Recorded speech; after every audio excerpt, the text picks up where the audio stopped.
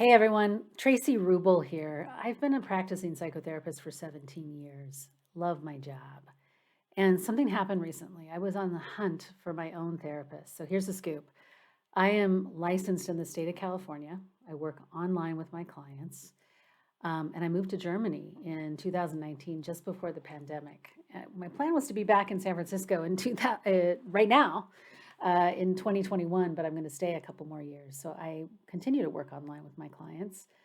But I actually needed some more holding and support, sort of moving through this pandemic as I hold and support other clients. And I found myself in Europe needing to find a therapist for myself. And I was like, oh, this is fascinating because I actually, transparent as I am, posted about the whole experience on Facebook. And a lot of my colleagues had lots of questions for me, my therapist colleagues. And I thought, I've always been wanting to talk about how somebody legitimately goes about finding a therapist. And so that's what I wanted to talk to you about in a funny kind of, you know, vulnerable way, my own journey finding a therapist. Funny story, I usually look for a new therapist about every 7.5 years, 7 year itch, I guess. Partly because I do like to work with therapists from different modalities. It's partly how I learn. I learn by actually doing the work. When you're a therapist, you really should be in therapy all the time because your client's material usually brings up your own material and you don't want to be bringing your material into the room. And then I was going through a loss and I wanted some extra support. So I wanted to share a little bit about that journey and what the research actually bears out and my own experience because I've been doing this a long time. So here is how I go about looking for a therapist. Interestingly enough, the research is pretty clear that the biggest predictors of a positive outcome in therapy is not the theoretical orientation of your therapist. I'll say more about evidence-based treatments in a second. But actually, um, if you have a shared theory of change, meaning I think that a person changes when they change the way they think, or I think a person changes when they feel supported in ways that they weren't when they were young, or I feel like a person changes when they get some hypnotherapy and dive deeply into their unconscious.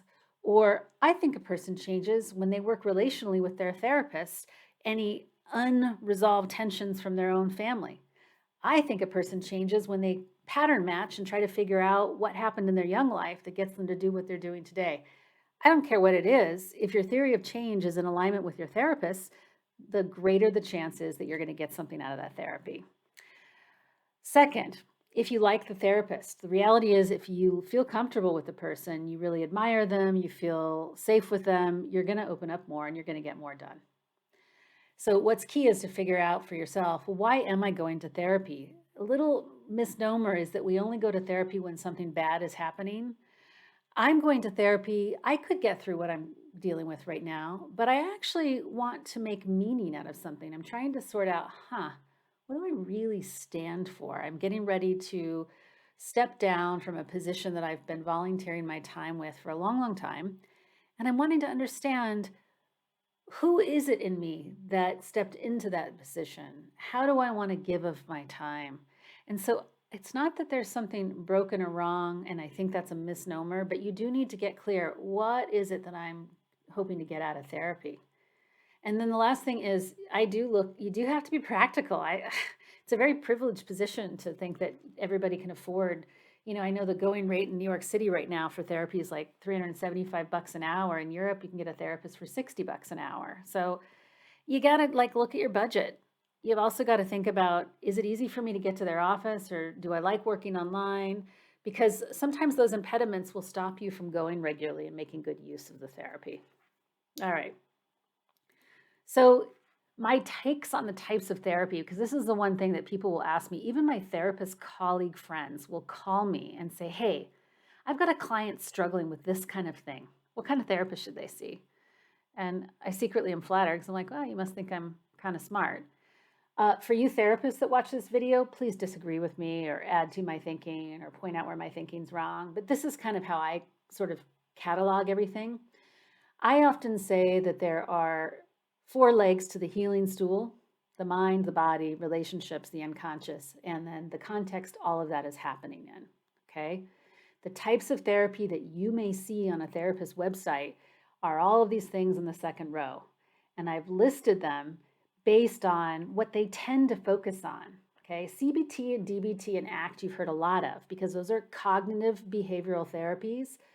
Those are the ones that are very manualized therapy. They're not necessarily, well, except for ACT is a little bit different. That's considered fourth wave CBT, where you're looking at values. You do feel feelings in your body. If you're going to do some CBT, ACT is pretty groovy. But I'll talk a little bit more about evidence-based. I'm going to make the case that you actually need to work on all of those things at the top to really be getting some good therapeutic work done. But I have gone into therapy and worked with somebody that was just working with the unconscious. And I've gone into therapy working with just somebody that was working with the body. Okay. And then I've gone into therapy and worked with someone that was just working with relationship stuff myself.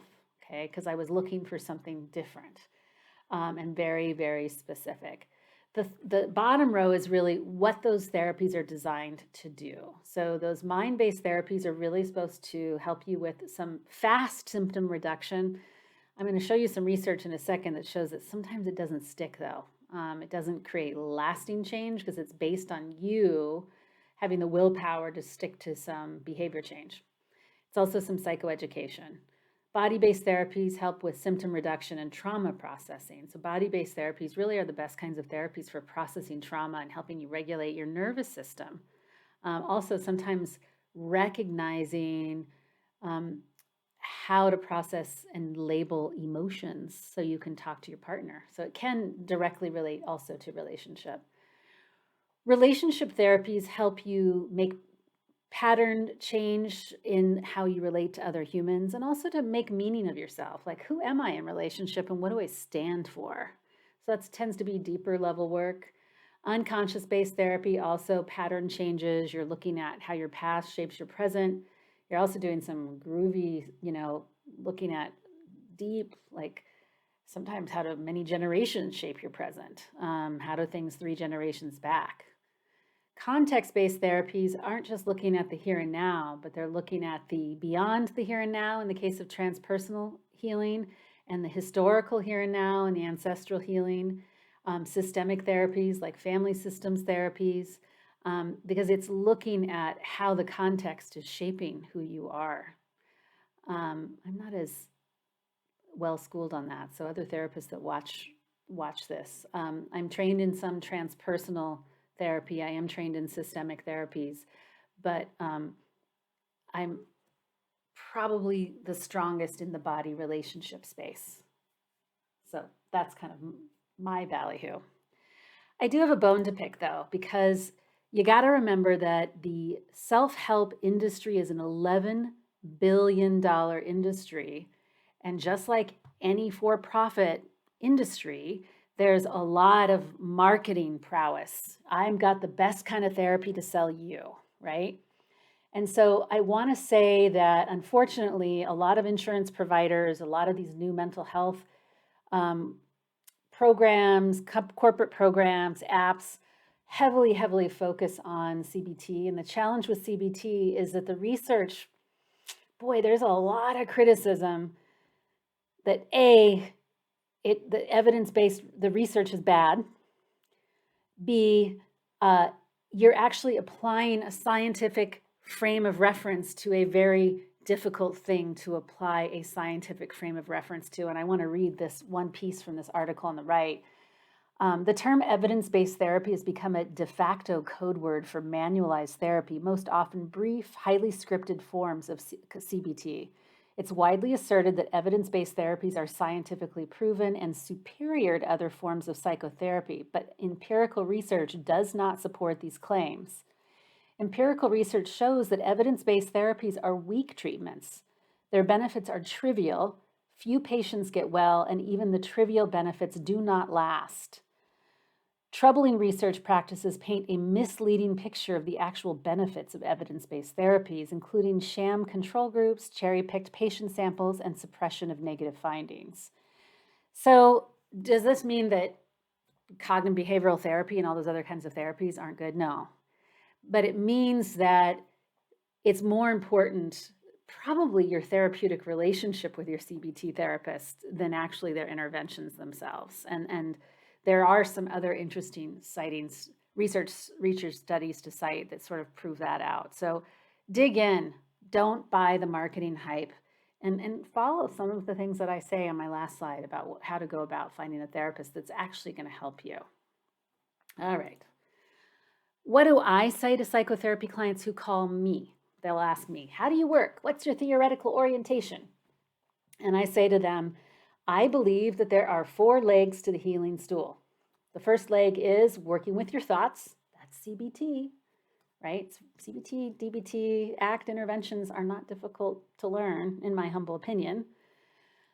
The second is how you experience feelings and sensations in the body and your skill at being able to label them, all about nervous system regulation. The third is, what are your relating patterns? What is happening in your attachment system, which is a biological drive, how you were shaped and how you come close or withdraw in relationships, how you set boundaries in relationships, how you share vulnerabilities. And the fourth is your unconscious, right? What are those things that are lurking below your conscious awareness? And all of that is happening, this is the seat of the stool, in a context. And that context might be your race or your gender or your income level, or if there's a war going on in your country, or if you have a shortage of water in your town, or if both your parents just passed away, or if you're an expat who's just moved to another country. These are context-related things. To me, when I started training as a therapist, I'd already been in therapy for a lot of years, and I thought, how could this process be a process where people can really, I don't want to say move quickly because I don't want to be too capitalistic about this whole thing. It's very sort of artful work, and it's nuanced, and it's a dance. But I really wanted clients to get more out of the experience and not have so many misfires. And so this is what I really realized. I'm like, when I've gotten the most out of therapy, it's when I was working with a therapist who was really tracking how do my thoughts and the way my brain work, how does that happen in situations in my life? What's going on in my unconscious, both in my life and as it comes up with me and my therapist? How do I process emotion, and how am I tracking feelings and sensation in my body and calming myself down? And what are my relating patterns, not only out in my life, but does that therapist actually track how I'm showing up in the relationship with them? Am I always late to session and like, oh, no big deal, I don't care how you feel about that? I mean, I've talked about that kind of stuff in my therapy sessions, and that therapists that really understood the context. I remember one context that, gosh, it took a long time for a therapist to really zero in on this, but I was the first college graduate in my family. And for years, I spent time thinking I had to look really smart. And I'm somebody who has a lot of street smarts, and I like to come talk to you about this stuff in a really sort of non-jargony way. But I think sometimes I threw a bunch of jargon in so that I could look really smart. Because for me, the context that was missed by several therapists was I was a first generation college graduate in my family. So that would be an example of context. So just 2 more slides here. How should I start my search? So my advice to you, because look, therapy is pretty groovy. I kind of feel like therapy is not just for dealing with mental illness. It prevents mental illness for sure, but therapy is really about getting clear on who we are. It's a rite of passage to me into adulthood. Therapy helps you figure out who you are and what you stand for in the world. And mental illness sometimes occurs not just because we've got some kind of neurochemical problem in the brain, or we're burnt out, or we can't manage stress, or we have bad relationships, but sometimes mental illness crops up because we have never really indicted who am I in the world and how am I showing up and what matters to me. And so get out of this mindset that therapy you only use when you're broken. Therapy is, to me, part of the growing up process and becoming a mature adult, right? But not everybody goes to therapy for that, right? I've definitely had a loss of a family member. I sought out therapy because I was grieving. I just needed support around grief. That's fine. That's symptoms reduction therapy, no problem. Get clear on your budget and call your insurance and get very specific about what your insurance coverage is if you're going to need to use insurance, depending on what country you're in. Be clear on your theory of change. Do I believe that it's changing my thinking that's going to make me feel better? Changing how I relate? Being supported by another human and really learning how to let myself need a person? Needing the therapist is going to help me change? Is it working in the transference? It's a big word, it's a wonky word, but basically, am I going to put my mom or dad's head on my therapist's body so I can like tussle out all the unresolved fights that I had with mom and dad with the therapist? Doesn't matter. There's no indicting what your theory of change is. It just needs to match what the therapist is.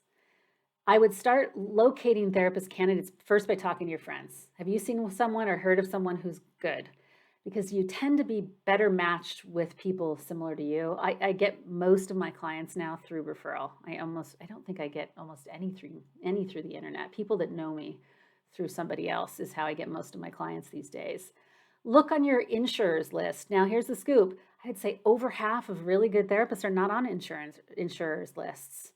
Most of them are pay out of pocket. So you've got to consider that, and don't get down in the mouth or discouraged if a lot of the providers on your insurers list are already full, because a lot of them get full fast. Therapist directories are one of my favorite places to go, especially when I'm looking for therapists for other friends of mine, like in a different location. There's lots of them. Get on Google and just look up their psychotherapist directory, and there's a gazillion of them. And then what you do is you kind of whittle it down to a short list, at least 3. Get a 20-minute free consult call with them. Because I'm a snob, when I'm looking for a therapist, I usually talk to about 7. And then I would actually meet in person or over video for a full paid session with at least 2 of those therapists. It's a really interesting experience to compare 2 side by side and give yourself the gift of really starting to notice that, oh, wow, this feels different with 2 different people. It's a fun experience. It's worth paying the money for real. So I hope that helps you. And then when it comes to me, I am a therapist you can add to your search list if you're in the state of California. So I am licensed in the state of California. I do consulting for companies and founders and do some executive coaching, and that does not fall under therapy. I do lots of consulting around relationships and marriages, and I even have people fly out to Germany and hang out with me here because I'm living in Germany, and will stay a weekend with me. So I do that kind of work too. How you would know if I'm a match for you can kind of tell how I talk right now. If you like the idea of the healing stool, working with cognition, with how you think, how you feel, how you relate, your unconscious, and the context, then potentially I'm a match because I'm kind of working all those angles all at once. If you're willing to work online, if you like candid, relatable people who use regular words but are kind of theory nerds like I am, but who's also kind of irreverent, kind of a lot, and funny, who makes therapy a little bit playful. Maybe you need a couples therapy or you're a driven type A person. Those are the most clients I have in my caseload are driven type A folks, CEOs, executives, and couples. I'm probably a good candidate to add to your search list and talk to me for at least 20 minutes. And I love, playing matchmaker too with other therapists. So happy to have a call with you and then give you a couple names you should add to your list as well. But I just had to come talk about this because it was bizarre how many of my colleagues, when I shared with them, oh, I'm going to an analyst here in Germany, that they were like, tell me about that process of how that is for you, searching for a therapist as a therapist. And I thought, oh, I've been wanting to do this for a long time. So I made this video really from that place. I hope it was useful to you. All right, guys. Bye.